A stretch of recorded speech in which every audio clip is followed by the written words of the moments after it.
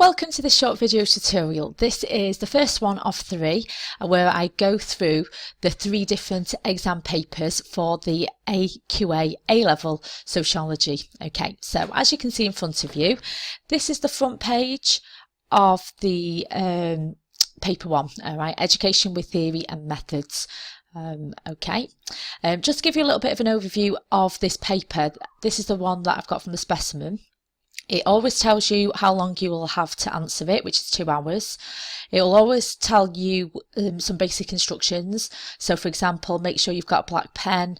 You make sure that you fill in the boxes at the bottom of the page. Answer all the questions. Check that paper front and back. You don't want to lose marks just because you missed a question out. And it's saying that you can do all your rough work in the booklet as well. The full paper is 80 marks. Anything above 10 marks is continuous prose, so they're classed as either essays or mini essays. And to get into the top band, you need to have good English. It needs to be well formatted, clear, coherent structure, using specialist keywords. So, basically you are using keywords that are associated with sociology in your answers. Okay, so basically this booklet is one that you will answer your questions in the booklet. So like I said, the full paper is worth 80 marks. You have 2 hours to answer it, so that means roughly 1 minute, 1 minute and a half per mark. Okay, so the first section is all about education. So question 1 and question 2 are short questions. You'll have encountered these if you have sat the AS paper. They're a 4 marker and a 6 marker. And for both of these types of questions, it's asking you to outline. In the first case, you've got 2. In the second case, you're asked for 3. What I would recommend is that you start each one on a new line. Clearly indicate to the examiner that you are clearly giving 2 points, and here you are clearly giving 3 points there. Okay, make it really easier for the examiner to mark your work. Okay. So in the case of this one, it's asking for material factors, and for each of the 2 marks that are available for each point that you give, you need to make sure that you are writing in a full sentence. You start off with what the material factor is and then state why does it impact a class difference in achievement. Okay, and you do that twice. And you will be graded accordingly. And the same with this one as well. Give 3 reasons of a government educational policies and why it didn't succeed. Okay, so make sure that you are getting the full marks available for each one. Okay, now if you can do your math a little bit, you've got 6 marks and 4 marks, that equals 10 marks. For those 2 questions, you should be spending 15 minutes. Now the next question is a 10 marker, and it will give you an item, and you are going to follow the structure of a 10 marker. Okay, so I would expect you to read through the item, make sure that you read through the question, and the question is asking you to find 2 reasons why pupils from some ethnic groups achieve above average, and the answers will be in the item there. They'll often give you about 3 hooks or 3 points that you can develop. Okay, and you've just got to talk about 2 of them. If you don't use the item, you will not get above 3 out of 10. So it is really important that in your paragraphs, and it's asking you for 2 paragraphs, that each one starts with the bit from the item that you are selecting, and then I want you to explain that point and analyse that point. Okay, now when you look at the mark scheme for this, the top band does indicate either analysis or evaluation as well, so you might want to add a little bit of critique in there as well. Okay, and you need to do that twice to make sure that you are getting yourself into the top band, which is the 8 to 10 mark band for this question. And again, this is worth 10 marks, and that should take you for 15 minutes to answer. And it gives you plenty of space. Question 4 is the 30 marker. Okay, 30 mark. It gives you an item and it gives you a little bit of a view type statement, and they typically give you something like that, and they want you to evaluate. So that means giving evidence for the exam and the exam question, and giving evidence that would critique the exam question, and you need to make sure that you do both. The item is really good because it gives you prompts that you can develop. It gives you ideas that you could write about to answer your question. All right, now I would follow the same guidelines as you did for a 20 marker. All that is different is that you have got 15 minutes extra to answer that question.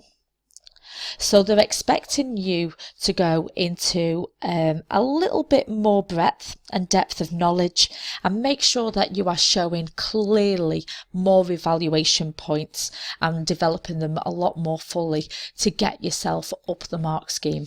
Okay, so for 30 marks you should be spending 45 minutes. Okay, and again, make sure that you are showing those higher skills, especially if you're in the second year. You should be being able to develop those points a little bit further now. Okay, question 5 is my favourite. It's the methods in context question. Okay, what you need to do on this one, again, you've got an item, you've got the question. It's asking you to evaluate the strengths and weaknesses of unstructured interviews, and they give you a context within education for you to investigate. Okay, now roughly, if you only give strengths and weaknesses of using unstructured interviews, in this case, you are going to limit yourselves to about 11 marks.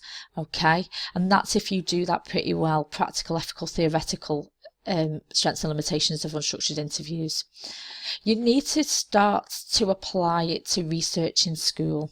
Put it into that context. So, for example, I would expect students to be saying, you know, they need to get past a gatekeeper, have a CRB check, students are vulnerable. You should be talking about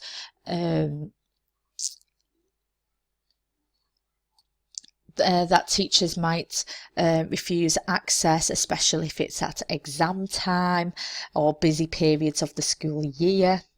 And then you could go into talking about, especially streaming, students that are in a high stream, pro school students are more likely to volunteer for an unstructured interview. They're very used to doing extracurricular activities, whereas students that are placed in a low stream, more likely to be anti-school, might see the researcher as a teacher in disguise, might want to be a little bit more disruptive, not give honest answers, speak in a restricted code. These are types of things that are going to impact the research. Okay, and you've got to imagine that you are investigating streaming and you have got a potential 14-15-year-old sat in front of you, and what type of behaviour are they going to exhibit. Likewise, if you are researching a teacher, you know, teachers are really busy. Unstructured interviews are very time consuming. They're going to be very unwilling to give up periods of their time to do research, okay, because of the heavy workload that they have. So imagine that you are one of those type, you know, you are researching those groups. Okay, again, 20 marks, 30 minutes to answer that question. Now, what I find is that some of my students write far more than what is available for these booklets, you know. So just make sure that you ask for additional paper and keep writing for that full time. Okay. And then your second section is your theory and methods section. Okay. And this is slightly different from the other 10 marker. In the case of here, is that they want you to link two parts of the question together. Okay, so here they want you to talk about whether sociology is a science and then give two arguments that are against that view. Okay, so you're linking both parts together. They're very similar. The skill here in this one is application, and just make sure that you are clearly showing the link between the two. Again, it's asking you for two arguments, so that's 2 paragraphs. Make sure you have a decent block of a few sentences about sociology being a science and why one of the arguments might be against it, and explaining fully why. Follow the logical chain of reasoning. Make sure that your answer flows, linking concepts, applying sociologists, and so on. Now, the top band for this one says decent evaluation or decent analysis, let me just double check. Yeah, there will be appropriate analysis of why some sociological processes. Okay, so that's the mark scheme for that one. So just make sure that you are showing some analysis there, and so on. Okay, and again, 10 marker, 15 minutes to answer, and that is your paper. Okay, so you have got 80 marks, a minute and a half per mark, leading up to 2 hours. Okay, so thank you for listening. That's a little bit of an overview. I'll be doing a second one, which is on paper 2, shortly. Okay, any questions? Please don't forget to comment in the comment section, and I will try and help you out. Okay, thank you.